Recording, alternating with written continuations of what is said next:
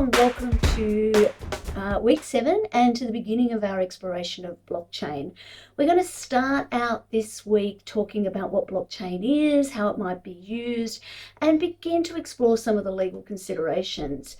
Legal considerations will be well and truly the focus of week 8, and then in week 9 we're going to explore regulatory challenges. So I think we've got a lot of interesting content in front of us, and I think we should just get stuck in.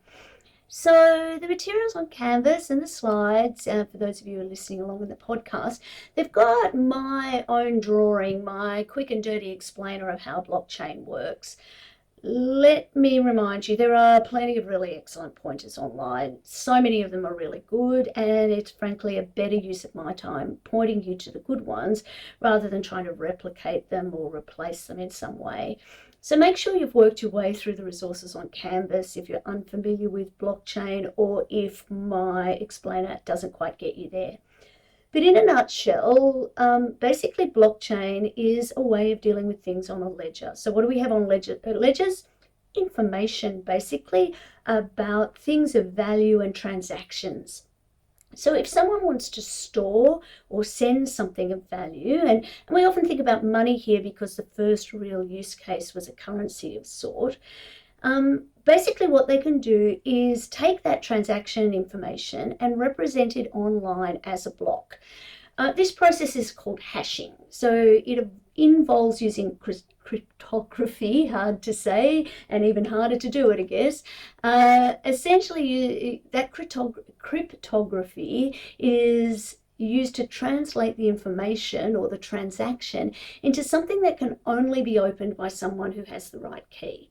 And then it's stored in a way that many network participants can identify whether its contents are authentic or that they remain unchanged since the last authenticated change that was made to the ledger took place. And this new block of information gets broadcast to every party in the network, at which point the participants in the network can confirm that the transaction itself is valid and the transaction can get added to the chain.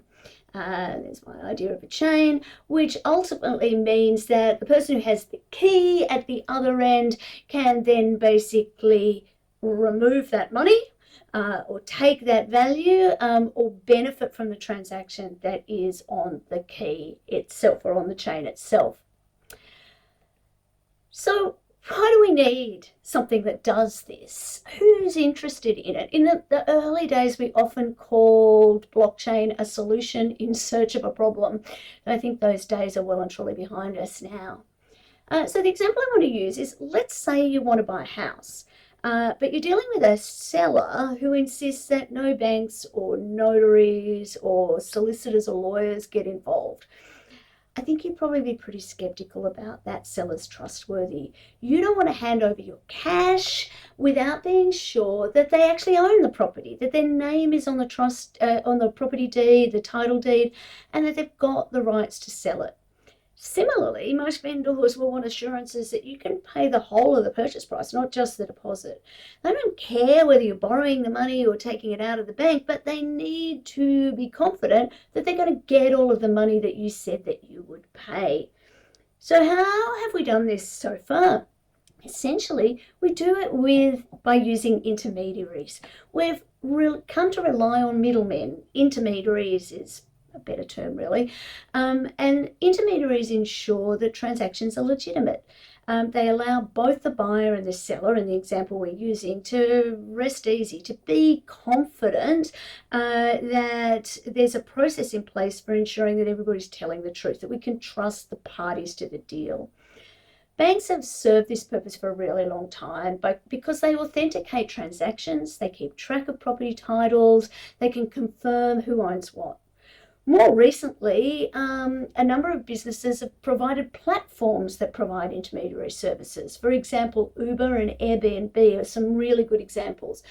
They fulfill the role of middlemen on their platform, and they vouch for the reliability of a driver or a passenger, an apartment owner or a guest. But history shows us that intermediaries are not always the most trustworthy. Banks go bankrupt. They can lose money. They make bad deals. Companies like Uber might have security vulnerabilities or actually just bad ethics and sell or lose customer data without getting consent. More and more cases of unwarranted surveillance make people distrust platforms and not be keen to use them. Frankly, even governments seem untrustworthy in certain times and certain circumstances, and it's not unheard of for governments to go bankrupt themselves. So we turn to the internet. So how does the internet fit into all of this? Well, until blockchain came along, most people would have said that the internet lacked the proper security for big transactions that involve money or property. But blockchain and the various types of chains that have been and are being developed for the movement of transactions could change this conception for good. Blockchain provides a protocol that allows buyers and sellers to bypass traditional central authorities like banks. It does this by making every transaction a transparent process. Everyone using a blockchain has access to, and as a consequence is involved in the management of the database, resulting in an incorruptible, decentralized database.